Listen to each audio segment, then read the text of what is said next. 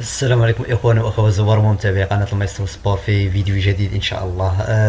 في هذا الفيديو بنشارك معكم الهدف الجميل والرائع ديال عز الدين أناحي في اول مقابله، وفي اول يعني في اول لمسه كي يسجل هدف رائع واكثر من رائع بكل صراحه، ولقى اشاده كبيره وكبيره بزاف من طرف المدرب او المكتب المسير لفريق اولمبيك مارسيليا وحتى الجمهور. كذلك غادي نشوفوا الهدف ديال الياس بن الصغير، لاعب فريق موناكو بكل صراحه. كذلك يعني هدف جميل وجميل ورائع بزاف. وفي اخر الفيديو غادي نخلي لكم واحد يعني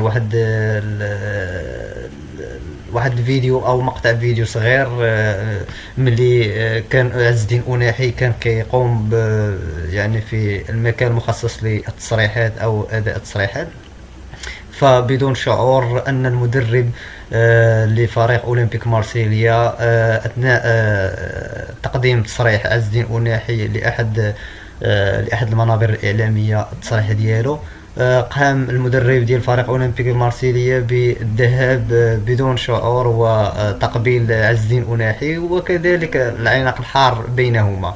هادشي كامل غادي نشوفوه ان شاء الله.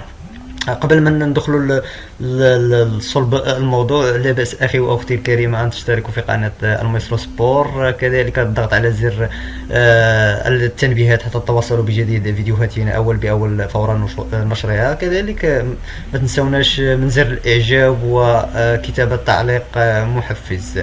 اذا على بركه الله فاصل ونعود. Allez, c'est comme ma première rentrée. Allez, allez, c'est comme ma première rentrée.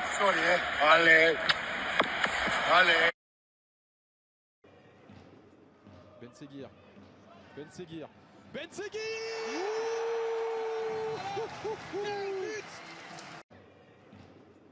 Ben Seguir, Ben Seguir, Ben Seguir.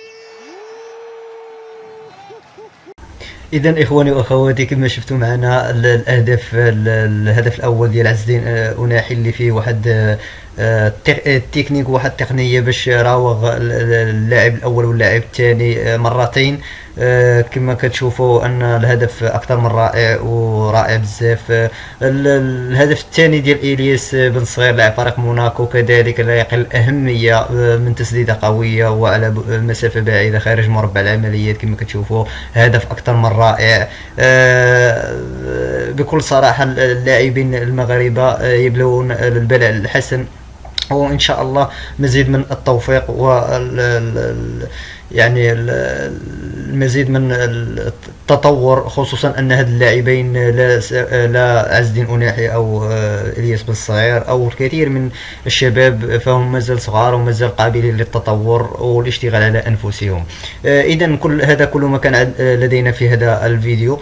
كنتمنى خالصا ان من الاخوان والاخوات اللي كيشاهدونا يشتركوا لنا في قناه المايسترو سبور وتفعيل الجرس حتى تتواصلوا بجديد الفيديوهات ديالنا.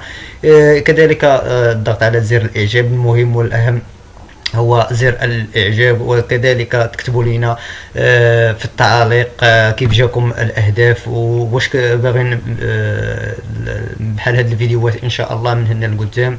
الا شفت التفاعل وشفت غادي ندير لكم بزاف الفيديوهات بهذا الشكل.